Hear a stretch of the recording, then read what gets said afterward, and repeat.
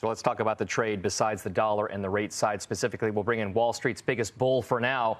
Based on the latest CNBC market strategist survey, John Stoltzfus is the chief investment strategist at Oppenheimer Asset Management. It is, for right now, the most bullish target on Wall Street.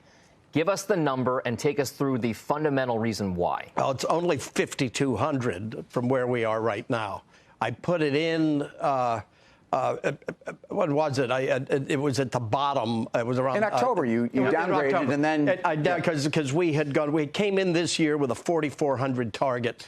At the end of July, we raised it to 4,900, and then we ran into that 3-month downdraft. We thought the bears were really serious about this. They were going to imitate a 2018. We didn't take it as a fundamental change. We just thought the negative pitch book was out on the desk, and that's what they were rolling with. And so we reduced it to 4,400 again. Now I'm sitting here going, well, we're only we missed that 49 would have been nice to have because there's probably an opportunity to see it. I'm not changing my target. I'm sticking with 44 with 5,200 for next year. That's only about 8-9% up from where we are right now.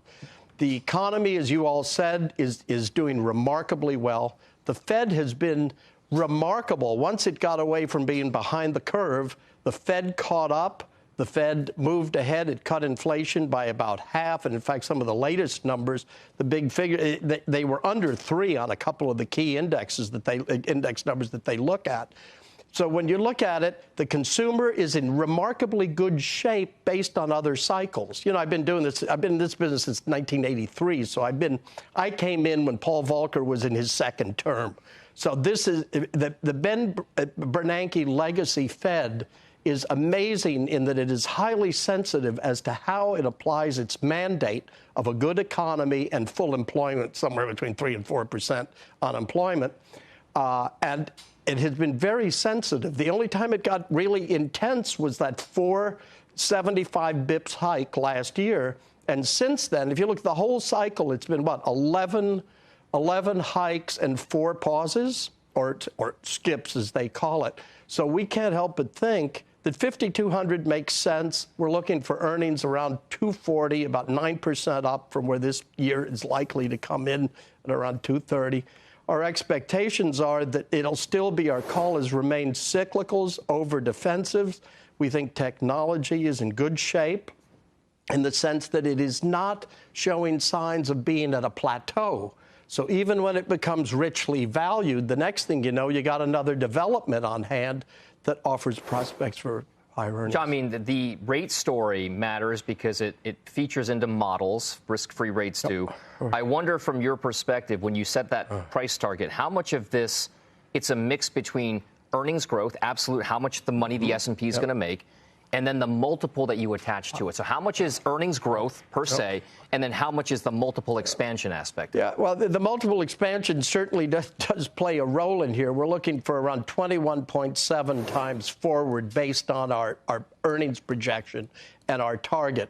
But consider the fact that the market is really, it's many different types of players from all different parts of the world. But essentially, it's divided between traders and intermediate to longer term investors. The intermediate to longer term investors, in the near term here, any weakness that they see are likely, if not buying the dips, which we wouldn't suggest, buy the babies that get thrown out with the bathwater, the good stuff that gets knocked down. Because their goals and objectives are very different. They're about preparing for a retirement, funding a retirement to not reduce one's standard of living if one lives longer than one would expect, kids' education, all this serious stuff. And it's not that the short-term stuff isn't serious. It most certainly is. It keeps liquidity in the market. But we think that it's opportunity for further widening, broadening of this rally. When I last looked, I think the Russell's up from October 17th. It's up, I think it's up 25%. The smalls are up 24, and they were in the toilet before. Yeah, no, and so it sounds like you're making the argument that this is liquidity driven, because when I hear 21.7 times when rates are 400 basis points higher than they were pre-COVID when we were trading at 18, it's hard for me to reconcile this in a world where, and I get where we are with the leadership of the market. I think it's very difficult to argue with that, but it's also very difficult for me to to reconcile where we are on a forward multiple of almost 22 times, you're good with that? Yeah, I feel comfortable. The price target on Wall Street right now is the exact same it was 2 years ago. Yeah. 2 years ago, the Christmas week of 2021, Wall Street's projections for earnings were 230. And here we are projecting for 24, it's 230. And the price target was around 49, and here we are looking at 5,000. I think part of the convention of Wall Street is to predict something that's arbitrary. The real value add is like saying what you're saying is cyclicals versus defensive. Yeah. Because that's where alpha's generated. It's not throwing darts at a 12-month price target, right? And in essence, what we see here is you're in an environment where we're right about where we should be in terms of uncertainty.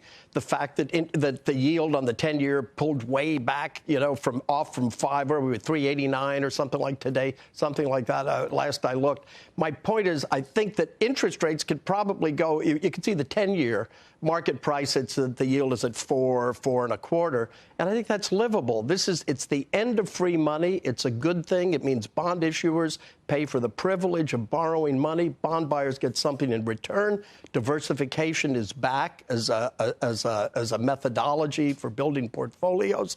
And this is not an easy spot to get through, but it would look to me to be highly navigable. Now, John, we could go on forever. We got to go. But and I could. I know you could. 1 or 2 words, your favorite sector for 2024.